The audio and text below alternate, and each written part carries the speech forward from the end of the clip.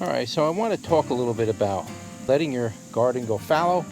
Why is it good to let your garden go fallow for 1-2 years?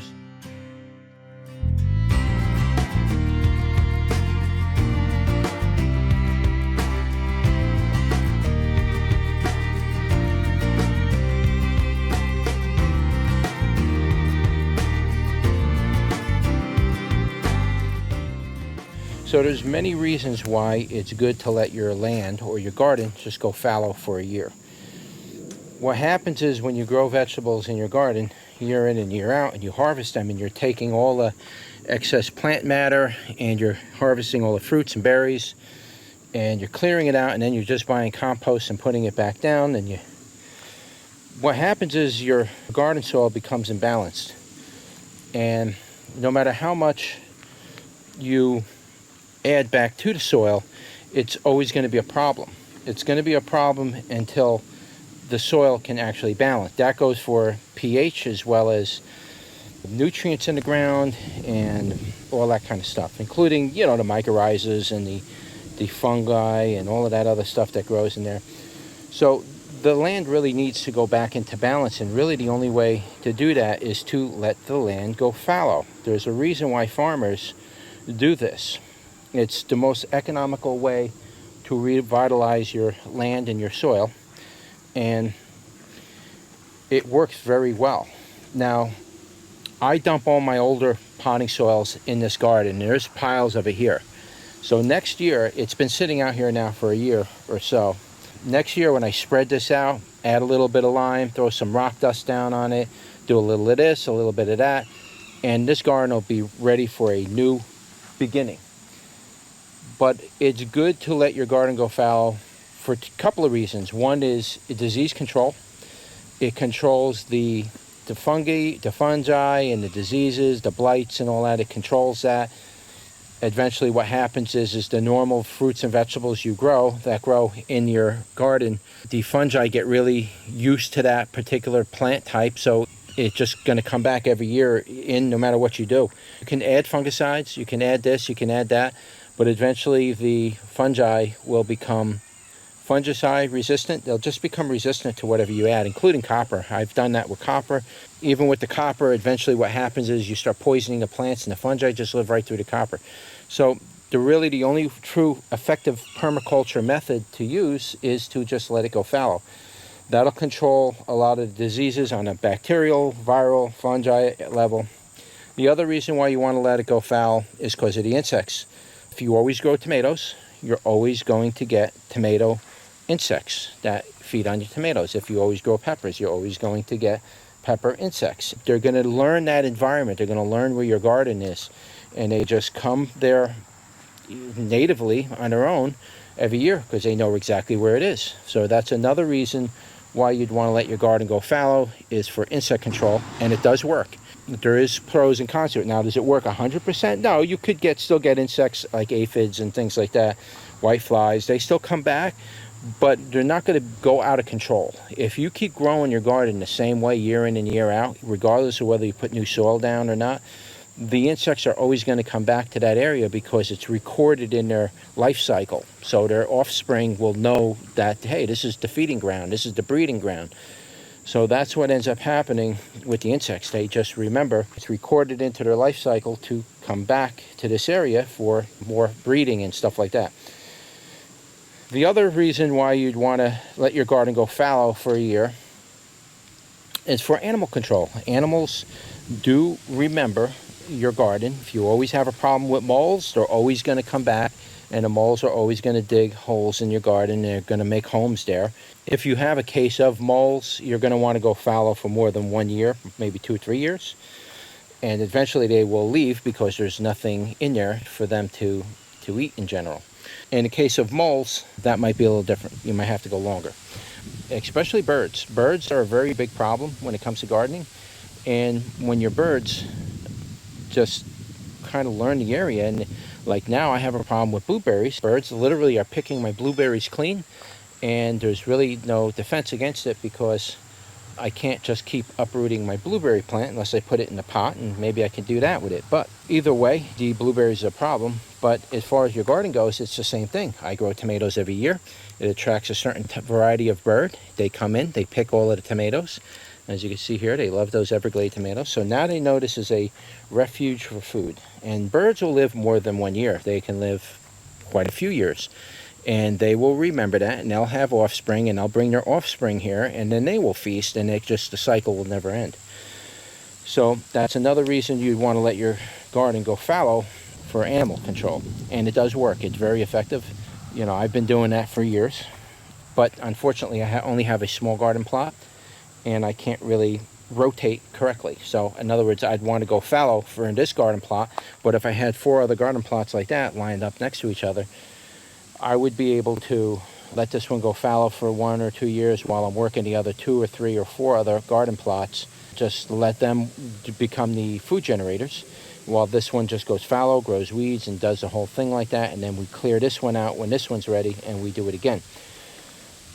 So I only got one, and I can't really do it. But like this year I swung it, I let the garden go fallow, and now it's going to pay off next year. When I go to start plants next year, I will have a wonderful bumper crop.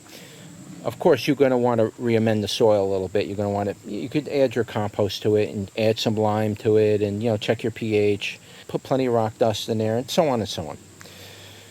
The other main reason for letting your garden soil go fallow is for, believe it or not, is to balance the soil out. Balancing of the soil is very important, because what happens is, when you're growing regular vegetable crops on a regular basis, no matter what they are, but in general, I'll just use like tomatoes, peppers, maybe you grow lettuce, and you grow all the common stuff. They all suck up certain nutrients out of your soil, and they will deplete that soil of that particular nutrient. Could be selenium, could be manganese, could be calcium, it could be any type of nutrient. And eventually, even though it's compost and it's mixed with dirt and everything below it, eventually that whole garden area patch will become imbalanced. It won't become nutrient deficient, but it becomes imbalanced. And along with that imbalance comes a pH imbalance. And along with that becomes all these other issues. So one of the ways to get your garden back into balance is to let the weeds grow. Not just crop rotation. Crop rotation is very much similar to what I'm talking about. But crop rotation, you're deliberately planting different crops every year to balance your soil.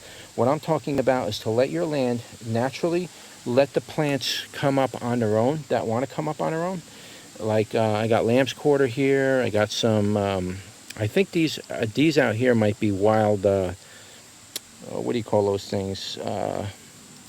They're lanterns things, but they're the wild version in Pennsylvania.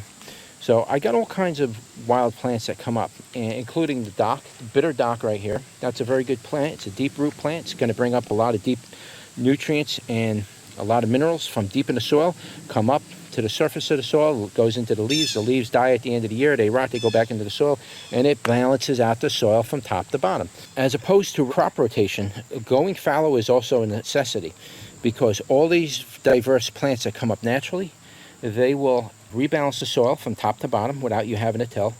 And then eventually what happens is your soil becomes revitalized. Now, yes, you do and should re-till the very first top 12 inches of soil, because that's pretty much where you're going to be planting in. Your roots from your vegetables are only going to go about 12 inches on normal cases. And that's what you really want to till in, and you want to till in all your other stuff. But you want to balance that soil out for that reason as well. That's in combination to crop rotation. So with crop rotation, basically what you're doing is you're rotating your crops every year. So 1 year, like in the back over here, they grew corn. This year they're growing soybean, which I got to get back there and do a video on the soybean. Then the year after that, they did, I forgot what they did. They mostly do corn, soybean, and they do something else. I think 1 year they did pumpkins. Another year, what did they do? They never do tomatoes. But they did those. There's a couple crops. So they go like every 3 to 4 years they'll grow, and then they let it go fallow. Oh, they grow oats. That's what they grow back there. They grow oats, they grow soybean, they grow corn, and I think there's one more crop that they grow, and then they let it go fallow for a year. So it's every 4 years to 5 years and then fallow. It's not an exact science, but generally that's what they follow. So you want to use that method in combination of crop rotation. You definitely want to incorporate letting the land go fallow along with crop rotation. It's very important you do that, and you let the wild species of plants grow in the soil and bring the soil to balance. It adds organic matter back to the soil as well, especially when you're doing, monoculture like that, where it's nothing but soybean, and when they rake that over at the end of the year, there's almost no organic matter in that soil once they plow it. So a little organic matter does help. So you definitely want to let your garden go fallow for a year from time to time. A lot of times what I do is, the year I know I'm going to go fallow, I'll fill this whole thing up with all my old potting soil. I'll just dump it out in piles like that all the way down, and just let those piles sit there throughout the winter. And then when spring comes, I'll move everything back and forth just to break up the weeds that are coming up, and I'll let it sit for about another week or two like that while everything is in the greenhouse sprouting and coming up. I'm letting this part still stabilize with the rain that's coming down, and I spread it out, let it go nice and even.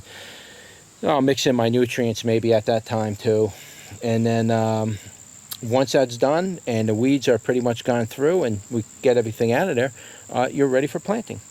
So that's what I like to do. As far as adding wood chips, I'm on the fence about doing wood chips in your garden. I don't necessarily think they're good, but I don't necessarily think they're bad. It really depends on where you get your wood chips from. So my recommendation is, if you're going to use wood chips in your garden, let them compost outside of your garden for about 4 or 5 years. Let it turn into a big black pile of soil. And then at that point, you can add that soil to your garden and you'll be fine. But adding raw wood chips like I did here, I think it's introducing a lot of unfriendly fungi that's not good for the garden. And because of that reason, I'm probably never going to add raw wood chips back to my garden as a top mulch again. I want to avoid the fungus problem. But keep in mind that letting your garden go fallow for a year, 2 years, and as much as 3 years isn't bad. That's fine. Just let the plants grow. Let them grow full length.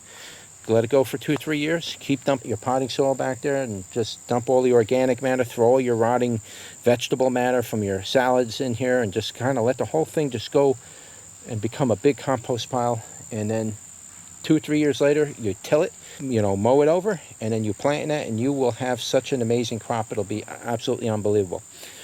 So that's just a little tidbit for you. If you are gardening and you want to revitalize your soil, let your land go fallow and you will be good to go. All right, so like, share, and subscribe, and I'll see you on the next one. Take care.